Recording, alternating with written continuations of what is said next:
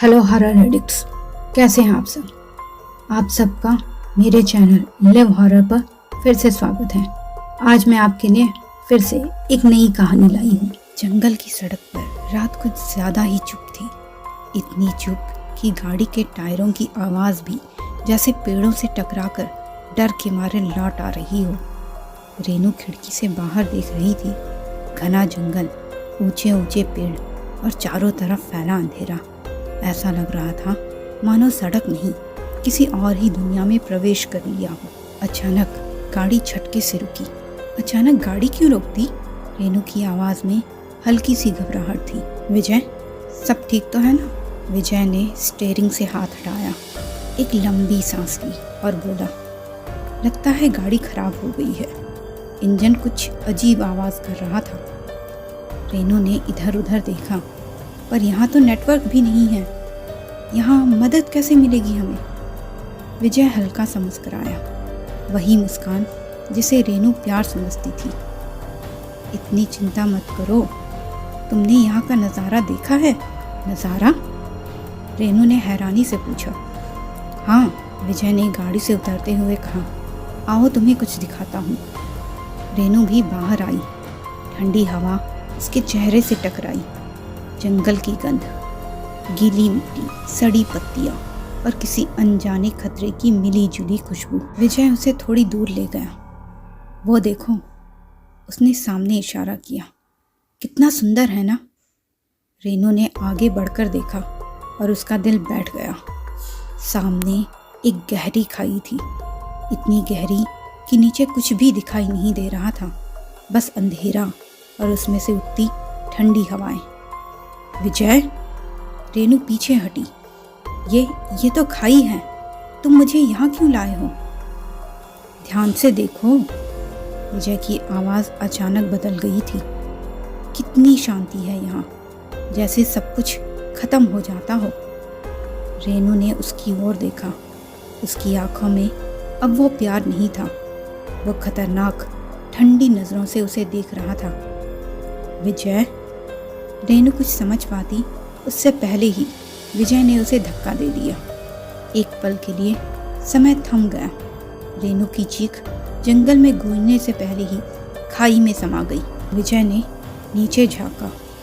गहरा अंधेरा, कोई आवाज़ नहीं आ रही थी। अब खाई रेनू की चीख को भी निगल गई थी। उसकी होठों पर राहत की मुस्कान फैल गई। टेंशन खत्म हमेशा के लिए। वो बुदबुदाया। वह तेज़ी से गाड़ी में बैठा और स्टार्ट करके बिना पीछे देखे घर की ओर निकल पड़ा। घर पहुंचते पहुंचते रात और गहरी हो चुकी थी। विजय के दिमाग में बस एक ही बात थी, अब उसके गुनाहों का कोई सबूत नहीं बचा था।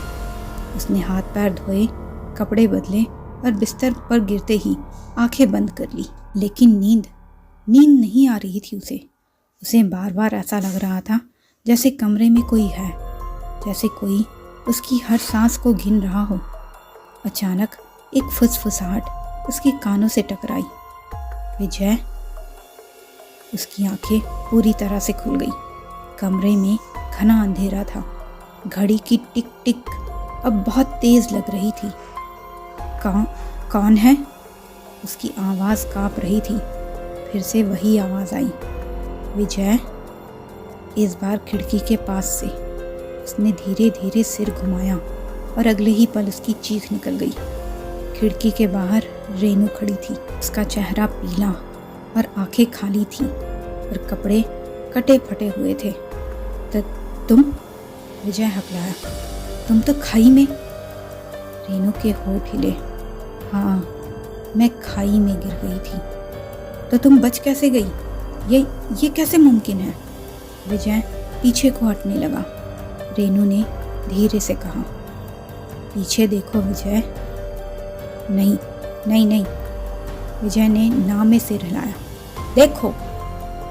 इस बार आवाज़ में कोई दया नहीं थी। विजय ने जैसे तैसे हिम्मत जुटाई और पीछे मुड़ा। कमरे के कोने में एक औरत खड़ी थी। लंबे उलझे बाल, चेहरा आधा अंधेरे में था और शरीर से खून टपक रहा था। उसकी मौजूदगी से कमरे की हवा भारी हो रही थी। कौन है ये? विजय की आवाज़ लगभग टूट चुकी थी। रेनू बोली, पहचाना नहीं? औरत आगे बढ़ी। उसकी आंखें विजय पर टिकी हुई थी। मैं प्रिया, तुम मुझे भूल तो नहीं गए? विजय का चेहरा सफ़ेद पड़ गया। नहीं, तुम तो मर चुकी थी। प्रिया ने कड़वी मुस्कान के साथ कहा। हाँ, उसी खाई में जहाँ तुमने मुझे धक्का दिया था। विजय की सांस रुकने लगी थी। मैंने तुम्हें नहीं मारा। वह बुदबुदाने लगा। धक्का देना काफ़ी होता है विजय। प्रिया की आवाज़ गूंजी।